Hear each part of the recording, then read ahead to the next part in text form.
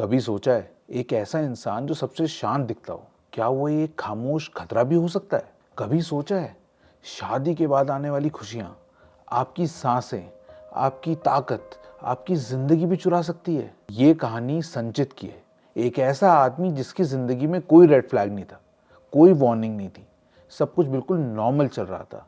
पर वो हर रात को 11:43 PM पे आने वाला एक कॉल, एक ऐसा दिया जो कि भगवान के आगे नहीं जलता था, एक ऐसी पूजा जो कि एक जिंदा इंसान से जुड़ी हुई थी। ये कहानी है प्यार, वशीकरण और बिट्रेयल की।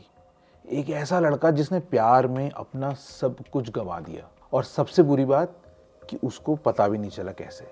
इस कहानी में ना कोई भूत है ना कोई चुड़ैल, पर जो है वो इन सबसे ज्यादा भयानक है। ये कहानी सिर्फ एक कहानी नहीं है दोस्तों, ये कहानी एक वार्निंग है। ये कहानी है देहरादून के संचित अरोड़ा की, और कैसे वशीकरण के चंगुल में आके उसने अपना सब कुछ गंवा दिया। तो चलिए कहानी शुरू करते हैं।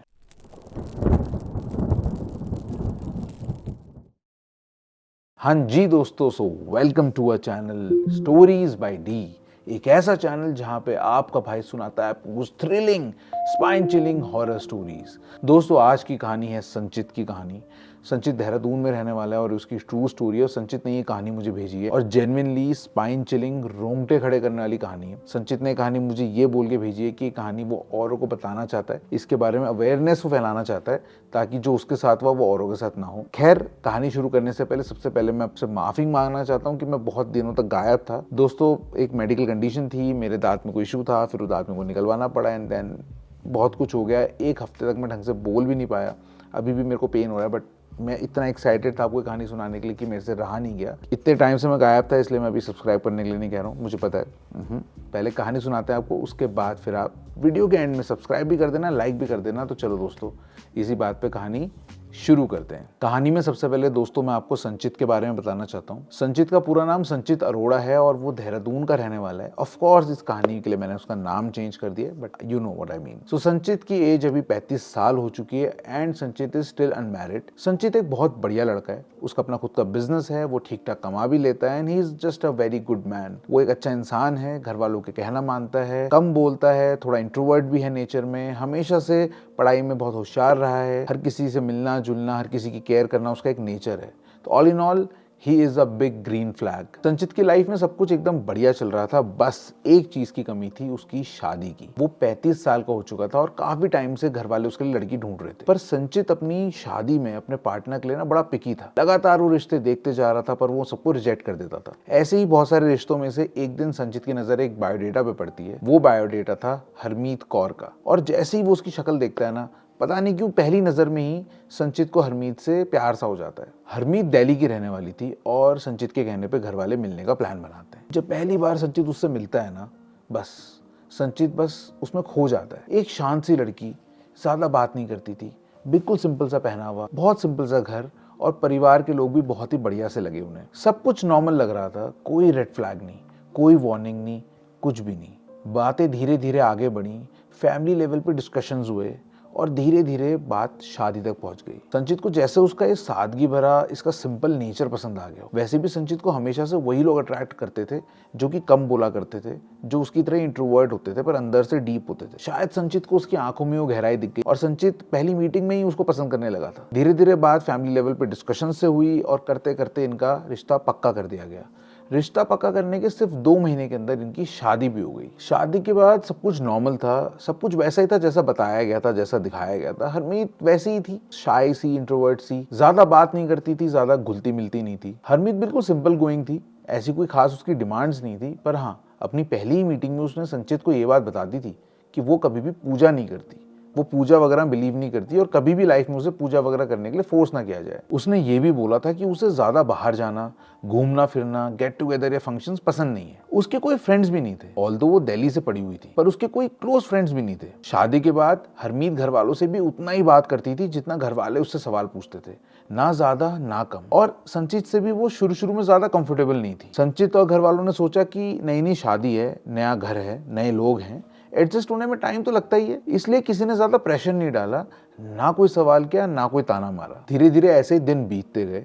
संचित हरमीत को बहुत ज्यादा पसंद करता था, पर जो हरमीत का नेचर था ना, वो कोई खास चेंज हुआ नहीं था। वो वैसी ही थी जैसी वो डे वन में थी। हाँ, बस इतना सा था कि वो संचित के साथ ना थोड़ी सी कंफर्टेबल हो गई थी। संचित की फैमिली ना उसे हमेशा एंगेज ही रखती थी, ताकि कभी भी उसे ऐसा ना लगे कि वो अकेली है। धीरे धीरे Sanchit wanted to get close to her, पर वो थोड़ी सी दूर दूर सी रहती थी, और क्योंकि संचित उसे बहुत पसंद करता था, तो ये सारी चीजें ना उसे थोड़ा थोड़ा परेशान करने लगी। शादी को अब कुछ महीने बीत चुके थे, और एक चीज बड़ी अनयूजुअल थी कि हरमीत और संचित के बीच में कोई भी इंटीमेसी नहीं थी, कोई भी नजदीकियां नहीं हुई थी, और ये चीज थोड़ी सी संचित को बॉदर करने लगी थी। संचित उसे बहुत ज्यादा पसंद करने लगा था, और ऑब्वियसली बहुत ज्यादा रोमांटिक उसकी तरफ फील करता था, पर हरमीत के ऐसा कोई रिएक्शन ही नहीं होता था। संचित एक दिन रात को बस अपने बेड पे लेटा हुआ था, किताब पढ़ रहा था कि हरमीत आती है, बगल में बेड में लेट जाती है। जनरली वो आती है और पता भी नहीं चलता कब वो सो जाती है, पर इस बार हरमीत उसकी तरफ मुड़ के देखती है, उसका हाथ पकड़ती है, और इससे पहले कि संचित को रिएक्ट करे, वो संचित को किस कर लेती है। बस इसके बाद दोनों इंटीमेट होना शुरू होते हैं, और जो कुछ भी होता है संचित को लगता है जैसे वो एक सपनों की दुनिया में है। जो कुछ भी है जैसे कि मैजिकल सा हो रहा है उसके साथ। सब कुछ ओवर हो जाता है और वो दोनों सो जाते हैं। एंड सुबह जब संचित उठता है तो वो बहुत ही खुश होता है मन में, पर वो बहुत ही हैरान भी होता है कि एक ऐसी लड़की जिसने इतने टाइम तक उससे ढंग से बात भी नहीं करी, ओपन अप भी नहीं किया, फिर एकदम से ये क्या हुआ। बट देन वो ऑलरेडी उसे बहुत ज़्यादा प्यार कर रहा होता है, और वो बस अंदर ही अंदर बहुत खुश हो रहा होता है। हरमीत ऑलरेडी रेडी होके बाहर जा चुकी थी, वो बस अपने बेड पे लेटा हुआ होता है, और हरमीत उसकी तरफ आती है। हरमीत जब उसके पास आती है तो संचित उसे हल्का सा स्माइल करके देखता है, और सोचता है कि हरमीत अब उसे क्या बोलेगी, पर हरमीत उसके पास आके उसे बस एक लाइन बोलती है, मुझे घर जाना है। ये सुन के संचित बहुत सरप्राइज हो जाता है, बट वो पता नहीं क्यों चाहते हुए भी उससे कोई सवाल नहीं पूछ पाता है। वो बस उसकी बात मानता है और उसको दिल्ली लेके जाता है। जब वो देहरादून से दिल्ली जा रहे होते हैं, 4 घंटे के रास्ते में हरमीत कुछ ज़्यादा बातें उससे नहीं करती हैं। पूरे रास्ते मोस्टली वो खामोश रहती है, और ये चीज़ संचित को और ज़्यादा अजीब लग रही होती है। बट संचित चुपचाप गाड़ी चला के दिल्ली पहुंच जाता है। जब वो दिल्ली पहुंच जाते हैं तो हरमीत वहाँ पे डिसीजन लेती है कि वो कुछ दिन अपने घर ही रहना चाहेगी, और संचित को वो देहरादून वापस जाने के लिए बोलती है। संचित इस बात को क्वेश्चन नहीं कर पाता है, क्योंकि ये अगेन एक डिसीजन था, ये कोई सवाल नहीं था, कोई रिक्वेस्ट नहीं थी, बस एक डिसीजन था। पर संचित इतना ज़्यादा उसको पसंद करता था कि बस वो ये सोच के खुश हो जाता है कि चलो, शायद कल रात को जो भी हमारे बीच में हुआ उसके बाद इसको शायद बहुत अजीब हो गया या ऑकवर्ड हो गया है, तो शायद ये अपने घर रहना चाहती है, और शायद घर पे रहेगी तो खुश भी हो जाएगी। तो संचित उसे छोड़ के अपने घर वापस आ जाता है। संचित बताता है कि उसको पता नहीं था कि इस दिन के बाद उसकी जिंदगी हमेशा के लिए बदलने वाली है। संचित बताता है कि जब मैं उसे ड्रॉप करके घर गया तो उसी रात 11:43 PM पर उसका फोन आया। उसने पूछा, आप घर पहुंच गए? आपने दरवाजा तो लॉक करा? आप किसी से मिलने तो नहीं गए? अगली रात फिर सेम टाइम 11:43 पे फिर से हरमीत का कॉल आता है। वही शब्द, वही सवाल और वही टोन। पूरा दिन ना कोई कॉल ना कोई मैसेज, बस रात को एग्जैक्ट 11:43 पे वो फोन। ना हंसी मजाक, ना प्यार भरी बातें, ना कोई टॉपिक, बस यही रूखे रूखे से सवाल। संचित ने 1-2 बार हिम्मत करके उससे पूछने की भी कोशिश करी कि तुम मुझसे ऐसे क्यों बात करती हो, मतलब हम ढंग से क्यों नहीं बात करते हैं, पर इसका जवाब देने की जगह वो बस मुझे नींद आ रही है बोल के फोन काट देती थी। संचित बताता है कि 1-2 बारी उसकी कॉल मिस हो गई थी, और जब उसने कॉल बैक करी तो जैसे हरमीत की आवाज में पैनिक था, जैसे कि बहुत ही अर्जेंट कोई चीज मिस हो गई हो। और ऐसे ही लगभग 2 हफ्तों तक यही चलता रहा। संचित बहुत घबरा गया था, उसको मन में बहुत सारे ख्याल आने लगे थे, क्योंकि वो हरमीत को कभी भी गलत नहीं सोचता था। वो सोचता था शायद उस रात जो इंटीमेट हुए, शायद उसकी वजह से हरमीत चले गई है मुझे छोड़ के। वो घबराता था कि वो वापस आएगी भी नहीं आएगी। घर वाले उससे सवाल पूछते थे, पर वो सबको झूठ झूठ बोलता था कि नहीं नहीं सब नॉर्मल है, वो तो बस कुछ काम से चली गई है। पर अंदर ही अंदर वो बहुत घबराया हुआ था। और ऐसे ही एक दिन हरमीत का कॉल आता है, और सीधे वो बोलती है, हेलो संचित, मुझे लेने आ जाओ। संचित ये सुन के बहुत ही खुश हो जाता है। वो अपना काम वाम छोड़ के सीधे देहरादून से दिल्ली पहुंचता है उसको लेने के लिए। संचित जब दिल्ली जा रहा होता है तो वो बहुत खुश होता है। वो खूब फूलों का गुलदस्ता उसने बनाया होता है। उसके मन में कई सारी बातें हैं जो उसने हरमीत से कहनी थी। वो हरमीत को सॉरी भी बोलना चाह रहा होता है, वो हरमीत को मनाना चाह रहा होता है, उसका हाथ पकड़ना चाह रहा होता है, और इसी एक्साइटमेंट में वो धीरे धीरे दिल्ली पहुंच जाता है। वहां से हरमीत को पिक करके अपने साथ घर ला रहा होता है। संचित को कोई आइडिया नहीं था कि उसको जो इतना एक्साइटिंग, इतना नॉर्मल लग रहा था, ये कुछ भी नॉर्मल नहीं था।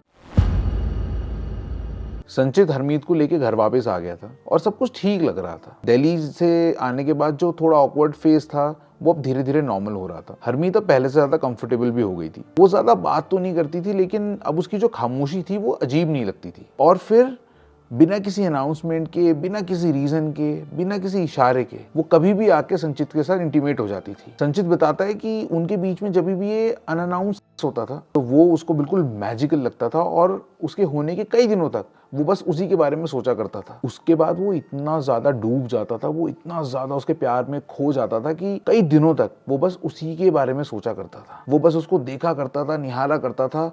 वो बहुत डीपली मैडली प्यार में था। इसके अलावा एक और चीज है जो कि हरमीत ने करनी शुरू करी थी, जो कि बड़ी अनयूजुअल थी, वो थी पूजा। संचित को अच्छे से याद है कि शादी से पहले उसने एक ही कंडीशन रखी थी कि कभी भी उसको पूजा पाठ करने के लिए फोर्स ना करा जाए, पर अब वो पूजा कर रही है और कई घंटों तक पूजा कर रही है। संचित ऑब्वियसली इस चीज के लिए मना कभी नहीं करेगा क्योंकि ये तो बेटर चीज ही है, पर हाँ, थोड़ा सा सरप्राइजिंग जरूर उसको ये चीज लगती थी। घर वालों को भी अच्छा लगने लगा।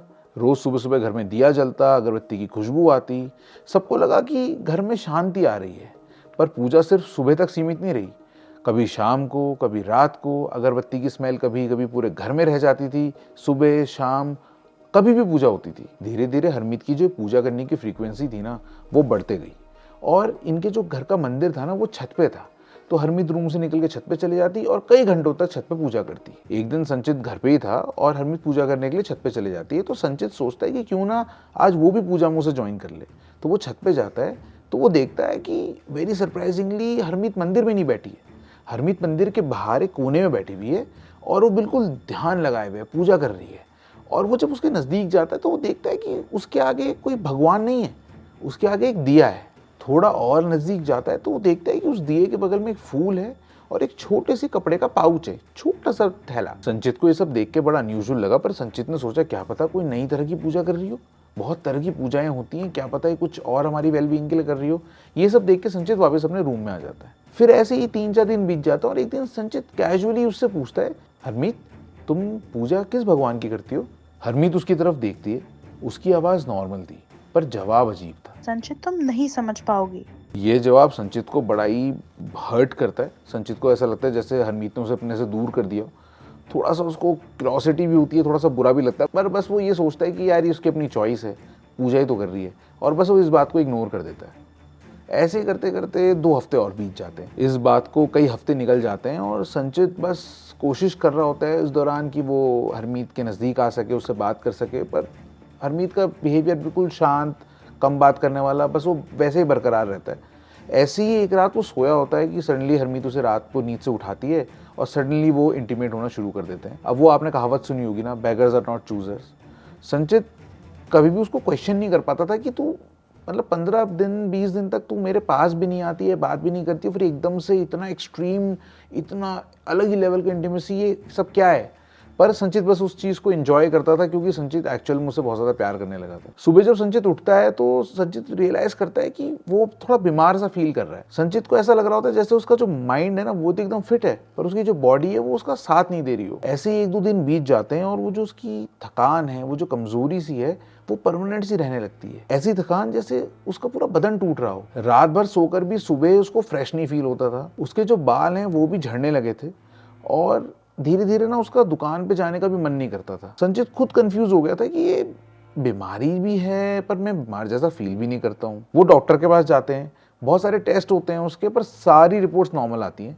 डॉक्टर बोलते हैं कि शायद इनको ना कोई स्ट्रेस है। स्ट्रेस, ये वर्ड संचित के माइंड में अटक जाता है। संचित ये बिलीव करता है कि ये सारी चीज़ें जो हैं शायद स्ट्रेस की वजह से ही हो रही हैं, क्योंकि उसके साथ हुआ भी बहुत कुछ था। शादी के बाद नई जिम्मेदारियां, काम का प्रेशर, शायद ये सारी चीज़ें मिलके उसको स्ट्रेस की वजह से बीमार कर रही हूँ। इस सब के दौरान हरमीत का रिएक्शन बिल्कुल नॉर्मल था, ना ओवर केयर, ना कोई पैनिक। वो बस संचित की बातें सुन लिया करती थी पर वो अपना काम कंटिन्यू रखती थी। इस दौरान एक चीज़ और बदल रही थी। जैसे जैसे संचित कमज़ोर होता जा रहा था वैसे वैसे हरमीत और ज़्यादा हेल्दी होते जा रही थी। वो विजिबली काफ़ी एक्टिव लगने लगी थी, उसका चेहरा शाइन करने लगा था और डेफिनेटली उसने थोड़ा बहुत वेट भी गेन करना शुरू किया था। जहां संचित वीक पे वीक होता जा रहा था वैसे ही हरमीत एक्टिव होते जा रही थी। अक्सर रात को संचित का शरीर ठंडा पड़ जाया करता था, उसको बहुत ज्यादा ठंड लगा करती थी तो वो कंबल वगैरह ओढ़ के सोता था। पर एक चीज नोटिस करने वाली ये थी कि हरमीत सेम बेड पे उसके बगल में बिना कंबल लिए आराम से सो जाती थी। संचित को ना ये सारी चीजें दिख ही नहीं रही थी।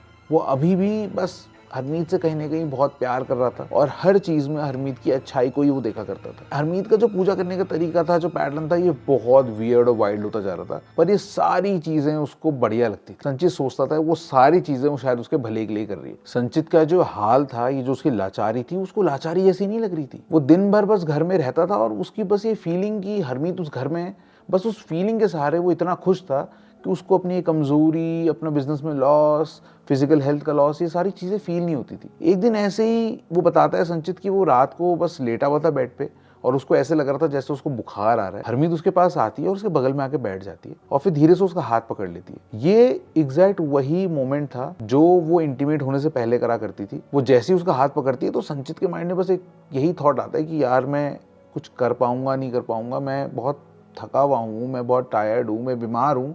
पर सडनली पता नहीं क्या होता है और वो दोनों इंटीमेट होना शुरू होते हैं। पता नहीं कहाँ से संचित में इतनी ताकत आ जाती है, इतनी एनर्जी आ जाती है एंड वो इंटीमेट होते हैं एंड सब कुछ पहले जैसा ही मैजिकल, एनर्जेटिक और सब कुछ बढ़िया से होता है। संचित बताता है कि सुबह जब वो उठता है तो वो देखता है कि बगल में हरमीत सोई हुई है और बस वो लेटे लेटे यही सोच रहा होता है कि अभी उसके पास इतनी ताकत भी नहीं है कि वो उठ के वॉशरूम चले जाए। वो इतना कमजोर फील कर रहा है। पर फिर रात को ये सब कैसे हुआ, कैसे they made love for hours and hours, और वो कहाँ से वो ताकत आ गई। अभी ऐसा किसी के साथ भी होगा तो बहुत स्कैरी उसे लगेगा, बट वो इतना खुश था अपनी जिंदगी में कि हरमीत उसके बगल में लेटी है जैसे कि कोई गॉडेस उसके साथ लेटी हुई हो, और वो इस सारी चीज़ों को एक तरह से नज़रअंदाज सा कर देता है। इस बात को कई दिन बीत जाते हैं, हफ्ते बीत जाते हैं और संचित की जो हेल्थ है वो धीरे धीरे डिग्रेड करती ही जाती है। एक रात संचित जब उठता है, उसकी आँख खुल जाती है 2-3 बजे के आसपास, तो वो देखता है कि हरमीत उसके बगल में नहीं है लेटी हुई, उसका बेड खाली है। और पता नहीं क्यों उसके मन में एक ख्याल सा आता है, घबराहट सी आती है कि पता नहीं क्यों उसे ऐसा फील हो रहा होता है कि कहीं वो पूजा करने छत पे तो नहीं चली गई है फिर से। अब कहीं ना कहीं उसको ये जो पूजा करना, ये सब करना, कहीं ना कहीं कुछ ना कुछ खटक तो रहा होता है, बट वो होता है ना, वो उसकी सारी बातों को ना नज़रअंदाज करता रहता है। उसको हल्की सी ना खुशबू भी आती है लेटे लेटे बेड पे, कि हल्की सी ना वही अगरबत्ती की स्मेल जो उसकी पूजा करते हुए आती है। वो टाइम देखता है, टाइम में लगभग 3 बज रहे होते हैं और उससे ना फिर रहा नहीं जाता। वो अपने बेड से उठता है और उठ के धीरे धीरे लिविंग रूम की तरफ जाने लगता है। जब वो लिविंग रूम की तरफ जाने लगता है तो वो जो अगरबत्ती की खुशबू है ना, वो और तेज़ होने लगती है और उसकी जो हार्ट बीट है वो और तेज़ धड़कने लगती है। वो जाता है, अपने रूम का दरवाज़ा खोलता है और वो देखता है कि लिविंग रूम के कोने में एक दिया जल रहा है। वो थोड़ी हिम्मत करके धीरे धीरे दिए के नज़दीक जाता है और फिर वो जो देखता है उससे उसके रोंगटे खड़े हो जाते हैं। वहाँ पे वही कपड़े का पाउच था जो कि हरमीत पूजा में अपने पास रखा करती थी। वो पाउच आज बंद नहीं था दोस्तों, वो पाउच आज खुला था। संचित बताता है कि वो जो पाउच था उसके अंदर उसने देखा कि उसके अंदर कुछ बाल थे, कुछ नाखून थे और छोटे छोटे कपड़ों के कुछ टुकड़े थे। संचित जब वो पाउच देखता है तो उसका दिल बहुत तेज से धड़कने लगता है और वो वहीं पे फ्रीज सा हो जाता है। बट फिर पता नहीं कैसे वो थोड़ी सी हिम्मत करता है और धीरे धीरे अपने रूम में आगे लेट जाता है और बस ऐसे प्रिटेंड करने लगता है जैसे उसने कुछ नहीं देखा। कई घंटों बाद हरमीत रूम में वापस आती है और वो कुछ गुनगुना रही होती है, कुछ ऐसी चीज जो कि कभी संचित ने सुनी नहीं होती। संचित बस अपनी आंखें बंद करता है और अपनी आंखें बंद करके बस लेटा रहता है और वो ये चीज नोटिस करता है कि वो जो गुनगुनाने की आवाज है वो बेड के चारों तरफ से उसको आ रही है। यानी कि जो हरमीत है वो बेड के अराउंड गोल गोल चक्कर काट रही है। वो इधर से उधर और इधर से उधर जा रही है और पता नहीं क्या है जो मन में वो गुनगुना रही है। संचित का दिल बहुत तेज से धड़क रहा है, वो बहुत घबराए जा रहा है, उसको पसीने से आ रहे हैं, पर बस वो अपनी आंखें बंद करके बस लेटा हुआ है। बस वो ये प्रिटेंड करने की कोशिश कर रहा है कि वो सोया है, किसी तरह से भी हरमीत को ये पता ना चल जाए कि वो उठा हुआ। थोड़ी देर में हरमीत भी बेड में उसके बगल में आके लेट जाती है और सो जाती है और जैसे सब कुछ शांत हो जाता है, जैसे कुछ हुआ ही ना हो। इसी बीच पता ही नहीं चलता कि कब संचित को भी नींद आ जाती है और सुबह जब वो उठता है वो बहुत घबराया हुआ होता है, वो बहुत डरा हुआ होता है। वो चाह रहा होता है कि वो हरमीत से सवाल करे, वो उससे पूछे कि तू क्या कर रही थी रात को। वो पाउच के अंदर वो बाल, वो नाखून, ये सब चीजें, ये क्या है ये सब, पर वो पता नहीं क्यों वो उसके अंदर वो हिम्मत ही नहीं आ रही होती कि उससे वो सवाल पूछे। अंदर ही अंदर वो ये घबरा भी रहा होता है कि अगर वो उससे सवाल करेगा और अगर उसको दूर कर देगा अपने से तो वो उसके बिना रहेगा कैसे। संचित बताता है कि ये सारी चीजें, ये फीलिंग्स उसको एक जिंदा ज़ॉम्बी की तरह बना देती हैं। ऐसे ही फिर कई रातों तक ये सिलसिला चलता रहा और डेली इसकी आंख खुल जाती थी, पर ये बस बेड पे लेट के बस सोने का प्रिटेंड करता था। हरमीत जाती थी पूजा करने के लिए, घंटों बाद वापस आती थी फिर बेड के अराउंड घूमती थी, कुछ गुनगुनाती थी, कुछ हल्की हल्की आवाज में गुनगुनाती थी और बस बेड में आके सो जाती थी। ऐसे ही एक दिन संचित थोड़ी हिम्मत करता है और वो सोचता है कि यार आज जो है ना मैं ये इससे क्वेश्चन करूंगा, अब बहुत हो गया। ऐसे ही जब वो पूजा वूजा करके रात को आ गई होती है, 3 साढ़े 3 बज रहा होता है और बेड के अराउंड वो घूम रही होती है, गुनगुना रही होती है, तो एकदम से संचित अपनी आंख खोलता है और वो चाहता है कि वो हरमीत से क्वेश्चन करे, पर वो बस उससे एक ही बात बोल पाता है, हरमीत बस करो अब। हरमीत उसे पलट के देखती है पर वो कुछ बोलती नहीं है, ना को रिएक्ट करती है, ना ही वो सरप्राइज्ड होती है, ना ही वो हैरान होती है। वो बस उसे देखती है और कुछ बोलती ही नहीं है, बस आती है और बेड में लेट जाती है और थोड़ी देर में सो जाती है। दोस्तों आप ही सोचिए, इतने इंटेंस मोमेंट में आपने एक सवाल पूछा है अपनी वाइफ से और वो आपको जवाब दिए बिना सो जाए, संचित पे क्या बीती होगी। संचित बताता है कि वो बहुत ज़्यादा मेंटली डिस्टर्ब फील कर रहा था उस टाइम पे, और फिर इवेंचुअली क्योंकि वो इतना कमज़ोर था कि वो जब आंखें बंद करता था ना तो उसको अपने आप ही नींद आ जाती थी। सुबह जब वो उठता है ना तो वो फील करता है कि उसकी जो तबीयत है वो और ज़्यादा ख़राब हो गई है। वो जैसे बेड से उठता है उसका सर घूमने लगता है और वो वॉशरूम जाना भी उसके लिए बहुत मुश्किल हो जाता है। वो बस अपने बेड पे लेटा हुआ होता है और कोशिश कर रहा होता है कि उसको वॉमिटिंग ना हो। उसका इतना तेज सर घूम रहा होता है कि सडनली वो फील करने लगता है कि उसका जो हार्ट बीट है वो अपने आप ही बहुत लो हो गई है। संजीत बताता है कि कभी आप लोग जब बहुत एक्सट्रीमली नर्वस हुए होगे, जो होता है ना बिल्कुल बॉडी अजीब सी हो जाती है, वैसा सा उसे फील होने लग रहा था। उसकी हार्ट बीट एकदम लो होती कुछ मिनटों के लिए, फिर नॉर्मल हो जाती। वो बहुत घबराहट सी उसे होने लगती, पर फिर एकदम से वो कमजोर सा फील करने लगता और यही सिलसिला कई दिनों तक चलता रहा। धीरे धीरे ये जो सिचुएशन थी वो और इंटेंस होने लगती है और अब उसको रात को बहुत ही इंटेंस सपने भी आने लगते हैं। उसको ऐसा लग रहा होता है जैसे सपनों में कोई उसकी छाती पे आके बैठ गया है और उसको सांस लेने में ना रोक रहा है। संचित बहुत कुछ बताना तो चाह रहा होता है अपनी फैमिली को, बस बता नहीं पा रहा होता है। संचित बताता है कि उसको ऐसी फीलिंग आती थी कि अगर वो ये सारी बात अपने घर वालों को बता देगा तो वो अब हरमीत से दूर हो जाएगा और उससे दूर होकर वो जी नहीं सकता। तो वो इस तकलीफ, इस दर्द में जी रहा होता है। वो कंटिन्यूसली डॉक्टर को दिखा रहा होता है और डॉक्टर हर बार उसे बस एक बात बोल रहा होता है कि इनको स्ट्रेस है। संचित फिजिकली तो बहुत वीक हो गया था, साथ में वो मेंटली भी बहुत डिप्रेस हो गया था और वो धीरे धीरे ना एक डार्क जोन में जाता जा रहा था। संचित अपने घर वालों को कोई बात नहीं बता पा रहा था और अंदर ही अंदर ये सारी चीजें उसे खाई जा रही थी। अंदर ही अंदर संचित के इतना बड़ा बवंडर, इतना बड़ा तूफान आ रहा होता है कि संचित सोचता है कि किसी से उसे ये शेयर करना ही पड़ेगा और एल्स वो पागल हो जाएगा। अब संचित किसी इंसान से बात नहीं कर सकता, जैसे कि मैंने आपको बताया था संचित एक इंट्रोवर्ट है, ना अपने फैमिली वालों को बोल सकता है, ना ही उसके ऐसे कोई खास दोस्त है। तो संचित इंटरनेट पे व्लॉग लिखना शुरू करता है। वो व्लॉग लिखता जाता है और उसमें पूरा जो चीज उसके साथ हुई होती है, एक एक चीज को वो लिखने लगता है। नाम उसने अपना अनोनिमस रखा होता है, पर हाँ अपनी लोकेशन वो देहरादून जरूर डाल देता है। उसी व्लॉग को पढ़ के एक इंसान उसको रिप्लाई करता है और उसको बोलता है कि भाई जो तुम्हारे साथ हो रहा है ये कोई नॉर्मल चीज नहीं है, वो लेडीज पक्का तुम्हारे साथ कुछ गलत कर रही है और तुम्हें ना उस चीज को ठीक करने के लिए एक मंदिर है हरिद्वार में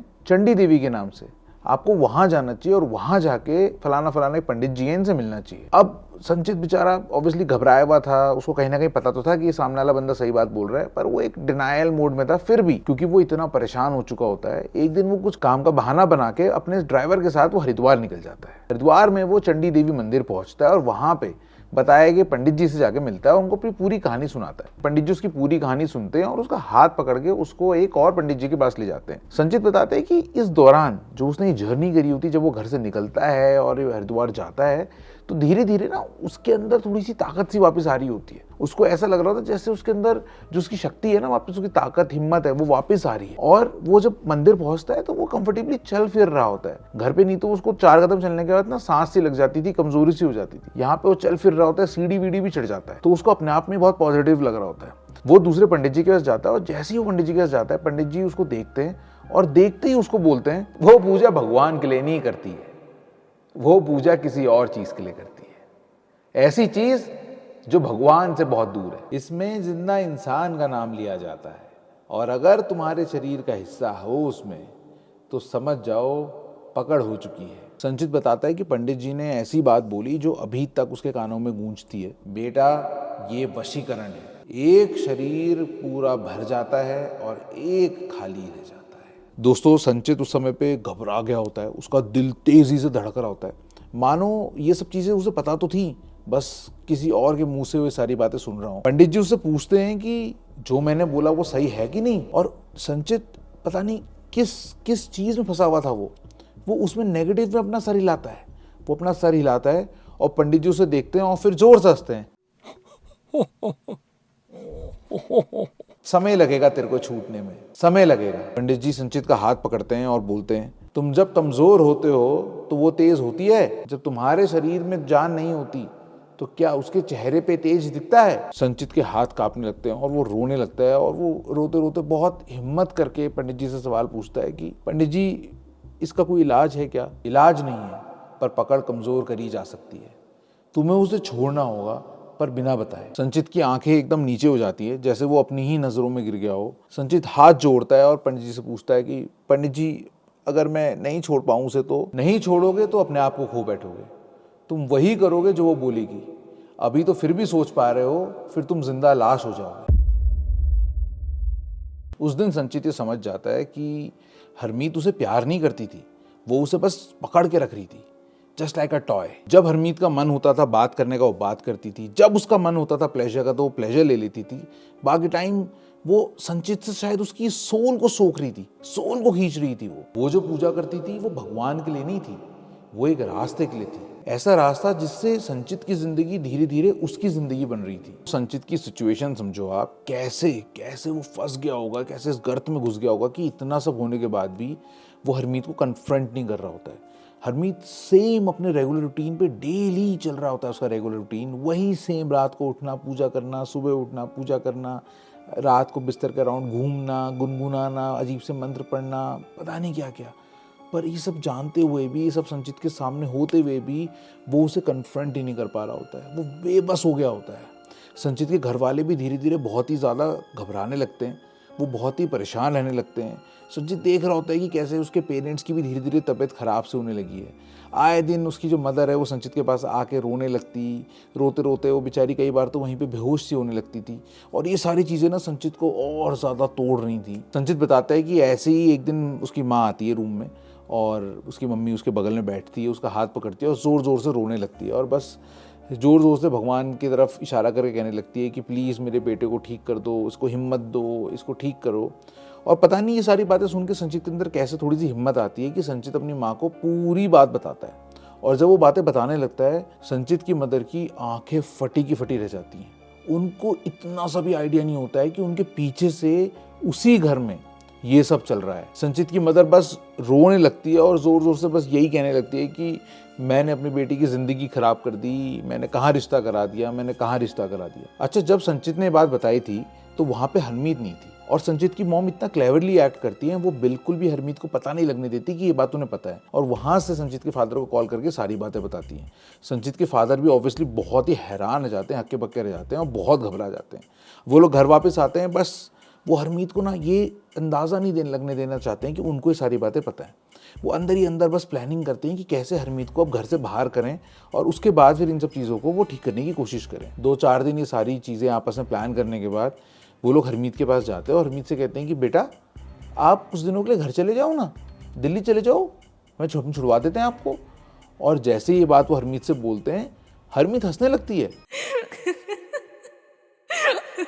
हरमीत हंसी रही होती है कि डोरबेल बजती है और हरमीत दौड़ के जाती है, दरवाज़ा खोलती है। और जैसे वो दरवाज़ा खोलती है, वो देखती है कि दरवाजे के बाहर हरमीत के पेरेंट्स खड़े थे अपना सामान लेके। हरमीत की मदर अंदर आती है और वो आके संचित की माँ को गले लगाती है और बोलती है, अरे बहन जी, आज से तो हम यहीं रहने वाले हैं। संचित के माँ बाप हक्के बक्के रह जाते हैं, वो कुछ कह ही नहीं पाते हैं, जैसे वो भी विवश हो गए हों, जैसे वो बोलना तो चाह रहे हों पर वो बस डर के मारे बोल ही ना पा रहे हो। उसके हरमीत के माँ बाप आते हैं और लिविंग रूम में बैठ जाते हैं और अपना सामान इस तरह से फैला देते हैं जैसे ही उन्हीं का घर हो, और बस वो बिल्कुल नॉर्मली बैठ के बातचीत, टीवी वगैरह देखना शुरू कर देते हैं। हरमीत के पेरेंट्स, उनका दिल तेज से धड़क रहा होता है और वो कुछ उनके समझ में नहीं आता।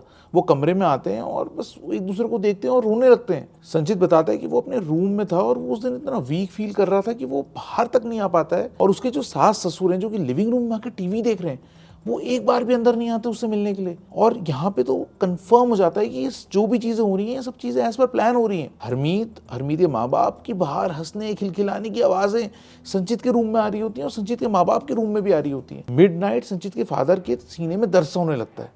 उनको ऐसा लगने लगता है जैसे उनको ब्रीदिंग में डिफिकल्टी हो रही है। उसकी मॉम दरवाज़ा खोलती है और हेल्प मांगती है, पर वो लोग हेल्प करने के लिए मना कर देते हैं। उसकी मॉम किसी ना किसी तरह एम्बुलेंस तो कॉल करती है, पर जब तक एम्बुलेंस आती है, अंकल सांस लेना बंद कर चुके होते हैं। वो वहीं पे उनकी डेथ हो गई होती है। Uncle just had a cardiac arrest, he was no more. 2 दिन बाद संचित के फादर की डेथ हो जाती है। 2 दिन बाद संचित के फादर की डेथ होने के बाद आदमी की नेचर होता है ना, वो हार नहीं मानता, तो फिर भी उनको हॉस्पिटल तक ले जाया जाता है और वहाँ पे डॉक्टर उनको डेड अनाउंस कर देते हैं। संचित अपने बेड पे लेटा होता है बेबस की तरह, उसके अंदर बिल्कुल ताकत नहीं है। उसको फील हो रहा है कि उसके फादर जा चुके हैं। घर के बाहर पता नहीं कैसे वो लोग हैं, हंस रहे हैं, खेल रहे हैं, खिलखिला रहे हैं, और संचित बस लेटा हुआ है और उसकी आंखों से आंसू बह रहे हैं। संचित बताता है कि भैया मेरे अंदर इतनी ताकत भी नहीं थी कि मैं उठा के अपना फोन देख सकूं। मैं इतना बेबस था कि मुझे समझ ही नहीं आ रहा था उस टाइम पे क्या हो रहा है। बस बगल वाले रूम से उसकी माँ के रोने की आवाजें आ रही थी और बस वो कुछ नहीं कर पा रहा था। संचित पूरी रात लेटा रहता है और करीबन 4 साढ़े 4 बजे वो बहुत हिम्मत करता है और अब वो डिसाइड कर लेता है कि यार अब उसे फाइट बैक करना पड़ेगा। वो मोबाइल उठाता है और उन पंडित जी को कॉल करता है। बस उन्हें कॉल पे लेके बस एक शब्द बोलता है, पंडित जी, और बस सिसक के रोने लगता है। उसके आंसू बहे जा रहे थे, कान पे फोन था और पंडित जी वहां पे समझ जाते हैं कि यहाँ पे क्या चल रहा है। पंडित जी उसकी सिसकने की आवाज सुन के समझ जाते हैं कि अब शायद इसके अंदर वो हिम्मत आ गई है कि ये फाइट बैक कर सकेगा। पंडित जी उसे बोलते हैं कि मुझे कहीं से भी उसके खून का एक कतरा ला के दे दो, मैं तेरे को इससे मुक्त कराऊंगा। संचित पंडित जी की बात सुनता है, पर वो उसको उस टाइम पे इतनी इम्पॉसिबल लगती है कि बस वो उसको इग्नोर कर देता है। सुबह रिश्तेदार आ गए होते हैं, घर में मातम का माहौल था। उस मातम के माहौल के बीच में वो देखता है कि हरमीत और उसके पेरेंट्स भी बिल्कुल रो रहे हैं, सिसक रहे हैं, उदास हैं। जिन लोगों की कुछ घंटे पहले तक हंसने खिलखिलाने की बात करने की आवाज उसके कानों में आ रही थी, वो अब रो रहे हैं। उसको कुछ समझ में नहीं आ रहा होता है। वो बड़ी हिम्मत करता है और पूरी क्रिया वगैरह करता है। इसी दौरान 3-4 दिन और बीत जाते हैं और हरमीत ऐसे बिहेव कर रही होती है जैसे बिल्कुल सब कुछ नॉर्मल है। वो वैसे ही बातें कम करा करती थी और अब वो बिल्कुल सेम बिहेवियर पे चल रही है। वो आ रही है, रह रही है, सो रही है, उठ रही है, चले जा रही है। बीच बीच में जो इसके साथ वो इंटीमेट हुआ करती थी, अब वो इंटीमेट होना बिल्कुल बंद हो चुका है। संचित की तबीयत भी बहुत ही अप्स एंड डाउन्स के साथ रहने लग रही थी। कभी कभी उसे बेटर फील होने लग रहा था, कभी कभी उसे और ज्यादा वीक फील होता था, जैसे कोई कॉन्स्टेंटली उसे चूस रहा हो। संचित बताता है कि ये सब चीजें ऐसे चल रही होती है कि संचित बस मान चुका होता है कि अब अगला स्टेप शायद उसकी मौत ही है। ऐसे ही एक दिन वो बाथरूम यूज करने के लिए बाथरूम में गया होता है, तो वो देखता है कि वहां पे डस्टबिन जो है, उसका डस्टबिन का ढक्कन हल्का सा खुला हुआ है। पता नहीं क्यों उसको क्यूरियोसिटी होती है और उस डस्टबिन को पैर से दबाता है तो उसका ढक्कन खुल जाता है और उसके अंदर वो देखता है कि उसके अंदर एक सैनिटरी पैड रखा हुआ है। जाहिर सी बात है, वो सैनिटरी पैड उसकी वाइफ ने यूज किया होता है, यानी हरमीत ने यूज किया होता है। संचित के दिमाग में एकदम से घंटी खटकती है। वो फटक से एक कपड़ा लाता है, उस कपड़े में उसको रैप करता है और उसको अपने पास छुपा लेता है। अगले दिन वो काम का बहाना बनाता है, ड्राइवर अरेंज करता है और जिद करके हरिद्वार चला जाता है। जब हरिद्वार जा रहा होता है, जाने से पहले हरमीत उससे पूछती है, कहाँ जा रहे हो, कहाँ जा रहे हो तुम? तो वो हरमीत को कुछ जवाब नहीं देता। वो बोलता है, काम से मेरे को जाना होगा, नहीं तो हमारे पास खाने के पैसे भी नहीं बचेंगे। और वो गाड़ी लेता है और वो हरिद्वार पहुंचता है और पंडित जी को वो दे देता है। पंडित जी उससे कुछ नहीं बोलते, कुछ नहीं कहते, उसको बस एक टीका से लगाते हैं और उसको बोलते हैं, बेटा घर जा, अब जो कुछ भी तूने सहा है सब पलटेगा, सब कुछ वापस जाएगा, तू भी ठीक होगा और जिसने तेरे साथ गलत करा है उसका नाश होगा। संचित बस रोते रोते वापस आता है। वो पूरे रास्ते रो रहा होता है। वो ये सोच के रो रहा होता है कि शायद वो हरमीत का बुरा करने वाला है। वो ये नहीं सोच पा रहा होता कि हरमीत ने उसके साथ कितना बुरा किया है। वो बस ये सोच रहा होता है कि अब शायद वो हरमीत को हर्ट करने वाला है, उसको बुरा करने वाला है। इस हद तक हरमीत ने उसे अपने काबू में कर लिया होता है कि वो कुछ उसके बाहर सोच ही नहीं पा रहा होता है। संचित करीबन 6 बजे घर पहुंचता है और घर पहुंचते वो इतना थक गया होता है कि वो सो जाता है। इस बार संचित की आंख खुलती है और वो आंख खुलते ही टाइम देखता है। टाइम हो रहा होता है घड़ी में 11:43 PM, वही टाइम जिस टाइम पे हरमीत उसे कॉल किया करती थी। वो महसूस करता है कि उसी टाइम पे उसके रूम में जैसे एक ताज़ी हवा का झोंका सा बह रहा हो। वो ऐसी हवा जो सारी नेगेटिविटी को हटा रही हो और पॉजिटिविटी उसके अंदर ला रही हो। वो अपना हाथ पैर मूव करने की कोशिश करता है तो उसे महसूस होता है जैसे उसकी बॉडी हैवी नहीं हो रही हो, जैसे उसकी ताकत उसमें वापस आ रही हो। और फिर पूरी रात वो बस सो नहीं पाता है। वो इतना एक्टिव सा फील करने लगता है कि वो सो नहीं पाता है, पर वो आंखें बंद करके लेटा रहता है। पूरी रात वो सारा ड्रामा, उनकी बातें, फिर कमरे में आना, गुनगुनाना, वो सारी चीज़ें वो सुनता है। पर इस बार पता नहीं क्यों वो घबरा नहीं रहा होता है, जैसे उसकी हिम्मत वापस उसके अंदर आ रही हो। अगली सुबह उठता है तो वो देखता है कि हरमीत के फादर को सीवियर पैनिक अटैक आ रहा है। वो बेड से उठने की कोशिश करता है और वो बहुत इजीली बेड से उठ जाता है। संचित बाहर आता है और देखता है कि हरमीत के फादर अपने घुटने के बल बैठे हैं और वो चिल्ला रहे हैं, वो चीख रहे हैं, जैसे उनको बहुत दर्द हो रहा हो, तकलीफ हो रही हो। वो संचित की तरफ देखते हैं और बोलते हैं, बेटा बेटा मुझे कोई खींच रहा है। और संचित सामने उसकी नज़र पड़ती है अपनी माँ पे, जो कि हल्का सा दरवाज़ा खोल के देख रही होती हैं। बेचारी इतनी घबरा गई होती है कि उनके घर में ये सब क्या चल रहा है। संचित उनकी तरफ जाता है और दरवाज़ा खोल के उनका हाथ पकड़ लेता है और फिर दोनों माँ बेटे वहाँ से देखने लगते हैं कि बाहर क्या हो रहा है। हरमीत के फादर तड़प रहे होते हैं और धीरे धीरे उनका मुंह टेढ़ा सा हो जाता है, हाथ पैर टेढ़े से होने लगते हैं और धीरे धीरे उनके हाथ पैर ठंडे हो जाते हैं, लूज हो जाते हैं और ज़मीन पे गिर जाते हैं। पता लगता है कि उनके अंदर से जान अब निकल चुकी है। हरमीत बगल में जोर जोर से रोने लगती है, पूजा करने की कोशिश करने लगती है, पर वो जो दिया था ना, वो दिया आज जलता नहीं है। संचित और उसकी माँ खुद को रूम के अंदर लॉक कर लेते हैं और बस एक दूसरे का हाथ पकड़ के बैठे रहते हैं। आंटी बेचारी जोर जोर से रोने लगती है, पर संचित आज वो नहीं रोता है। पता नहीं, जैसे उसके अंदर ताकत सी वापस आ रही हो, उसके अंदर वो हिम्मत सी महसूस हो रही हो। संचित और उसकी माँ दरवाजे के पीछे से बस सुन रहे होते हैं कि बाहर हरमीत के रोने की, उसकी माँ के रोने की आवाज़ें आ रही हैं और इवेंचुअली आवाज़ें धीरे धीरे बंद हो जाती हैं और बस फिर साइलेंस हो जाता है, एकदम सन्नाटा। संचित को पता नहीं कैसे ऐसा महसूस होने लगता है जैसे उसके अंदर की हिम्मत, उसके अंदर की ताकत, उसकी सांसें वापस आ रही हैं।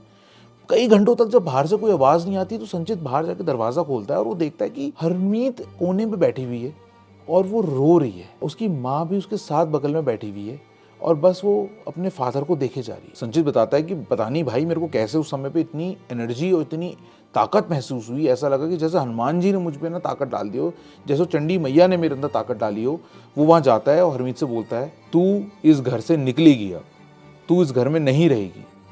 और हरमीत उससे आंख ही नहीं मिला पाती है, वो बस नीचे देखे जा रही है और बस वो हल्का सा एक्सेप्टेंस में अपना सर हिलाती है। सुबह के 6:30 बजे संचित एक डॉक्टर को घर पे बुलाता है। डॉक्टर घर पे आते हैं और उसके फादर को डेड अनाउंस कर देते हैं। रीजन ऑफ बताया जाता है कार्डियक अरेस्ट। और उसके बाद एक एम्बुलेंस आती है, एम्बुलेंस में उस बॉडी को डाला जाता है। उसी एम्बुलेंस में हरमीत और उसकी माँ भी चले जाते हैं। और वो दिन है और आज का दिन है, हरमीत ने आज तक कभी भी संचित को कांटेक्ट नहीं किया है, ना ही संचित ने कभी उन्हें कांटेक्ट करने की कोशिश करी है। उनके जाने के बाद इवेंचुअली धीरे धीरे संचित की जो एनर्जी है, जो तबीयत है, जो ताकत है, वो वापस आने लगती है। दोबारा से उसका दिमाग चलने लगता है और धीरे धीरे वो उसके चंगुल से छूटने लगता है। संचित रेगुलरली पंडित जी के पास भी जाता है, वहाँ पे कुछ पूजा वगैरह भी कराता है और करीबन 1-1.5 साल बाद पंडित जी खुद उसको बताते हैं कि अब तू कंप्लीटली उसके चंगुल से आज़ाद हो चुका है। उस बात को आज 5 साल हो चुके हैं और संचित मुझे बताता है कि ये कहानी उसने इसलिए भेजी है मेरे को, ताकि इस कहानी को बहुत सारे लोग सुने। जिन पंडित जी ने संचित की हेल्प करी थी, उनने ये बताया था कि ये बहुत अनयूजुअल चीज़ नहीं है, ये चीज़ें बहुत ही कॉमन हो गई आज के टाइम में। वो चाहे लड़का किसी लड़की पे कर रहा हो, चाहे लड़की किसी लड़के पे कर रही हो, लड़कियाँ बीवियाँ अपने पति पे उसकी प्रॉपर्टी के चक्कर में या और बहुत सारी वजह से लोग एक दूसरे पे ये सब चीज़ें कर रहे हैं। और ये चीज़ें करना, अगर आप साथ में रहते हो, अगर आप इंटीमेट हो रहे हो, तो और भी ज़्यादा आसान हो जाती हैं आपके लिए करने के लिए। हरमीत को गए हुए 5 साल हो चुके हैं और इस बीच ऑटोमेट तरीके से इनका डिवोर्स हो जाता है। कोई कॉन्टैक्ट नहीं होता, कुछ नहीं होता, अपने आप ही डिवोर्स हो जाता है। संचित का बिजनेस जो ऑलमोस्ट ठप पड़ चुका था, उसको दोबारा से अपने पैरों पर वो खड़ा करता है और इवेंचुअली फाइनली वो एक बिटिया को अडॉप्ट करता है जिसका नाम वो रखता है जीविका। और जीविका जैसे उसके लिए एक सोर्स ऑफ लाइफ बन के आती है। संचित बताता है कि आज वो और उसकी मॉम जीविका के साथ बहुत खुश हैं और बहुत उसके साथ रहते हैं और लाइफ को एंजॉय कर रहे हैं। जो कुछ भी उनके साथ हुआ वो उसको बस एक बुरे सपने की तरह भूल जाना चाहते हैं। हाँ, बस वो ये नहीं भूल पाते हैं कि कैसे वो उन्होंने अपने बेचारे इनोसेंट फादर को खो दिया इन सब चीज़ों के बीच में। एंड में मैं आपको कुछ बातें पढ़ के सुनाना चाहता हूँ जो कि संचित ने मुझे लिखी थी, एग्जैक्ट संचित के शब्दों में ही। मैं बस ये कहना चाहता हूँ कि हर शांत चीज़ अच्छी नहीं होती और हर प्यार प्यार नहीं होता है। इस कहानी का मकसद किसी को डराना नहीं है और ना ही किसी लड़की या किसी रिश्ते को बदनाम करना है, पर यह एक सच है जो मैंने अपनी ज़िंदगी से सीखा है। हर शांत चेहरा अंदर से साफ हो ये ज़रूरी नहीं है और हर जो चीज़ प्यार जैसी लगे वो प्यार ही हो ये भी ज़रूरी नहीं है। शादी सिर्फ 2 लोगों का रिश्ता नहीं होती है, वो 2 परिवारों की सोच, उनकी वैल्यूज़ और उनकी नीयत का रिश्ता होती है। इसलिए जब भी शादी करो सिर्फ लड़का लड़की नहीं, पूरा घर, पूरा बैकग्राउंड चेक करके करो। उनका पास समझना भी ज़रूरी है। जब मैंने हरमीत का इसके बाद पास थोड़ा सा चेक करने की कोशिश करी तो कहीं ना कहीं से कुछ ना कुछ लिंक्स उसे ऐसे मिले जिससे उसे समझ में आ गया कि पहले भी हरमीत और उसकी फैमिली ना इन कॉन्ट्रोवर्शियल चीज़ों में फंस चुकी है। काश उसने तभी ये चीज़ें पता कर ली होती हैं और वो सब चीज़ों से बच गया होता। खैर, इसके बाद वो लिखता है कि सबसे ज़रूरी बात यह है कि अगर किसी रिश्ते में तुम धीरे धीरे खुद को खो रहे हो, कमज़ोर हो रहे हो या अंदर से टूट रहे हो, तो उसे इग्नोर मत करो, क्योंकि प्यार तुम्हें बांधता नहीं है, प्यार तुम्हें मजबूत बनाता है। और जो चीज़ तुम्हारी ज़िंदगी खींचकर किसी और की ज़िंदगी बना दे वो रिश्ता नहीं होता, वो सिर्फ एक बंधन होता है। अगर आपको ये कहानी कहीं ना कहीं सोचने पे मजबूर कर रही है ना, तो समझ लेना कि मेरी इस कहानी का मकसद पूरा हो गया। अपना ख्याल रखिए, अपने माँ बाप का ख्याल रखिए और रिश्तों में हमेशा समझ और हिम्मत को दोनों को बना के रखिए। सो दोस्तों, ये थी संचित की कहानी और है ना बहुत ही खतरनाक सी कहानी। मेरे मुंह में इतना दर्द हो रहा था ना, पर ये जब कहानी मैंने पढ़ी तो मेरे से रहा ही नहीं गया कहानी आपको सुनाने के लिए। दोस्तों, मैं ये तो नहीं कहूँगा कि अगर आपको कहानी पसंद आई है तो वीडियो को लाइक करिए, पर हाँ, अगर आपने यहाँ तक इस वीडियो को देखा तो प्लीज़ इसको लाइक ज़रूर करिएगा, कमेंट सेक्शन में मुझे बताइएगा कि आपको कैसी लगी ये कहानी। प्लीज़ इस चैनल को सब्सक्राइब भी करिएगा। आई एम सॉरी, मैं बहुत दिनों के लिए गायब था, पर अब मैं लगातार आपके लिए वीडियोस लेके आता रहूँगा। मिलते हैं दोस्तों अगले वीडियो में, तब तक के लिए अपना ख्याल रखिएगा, अलर्ट रहिएगा। Okay bye.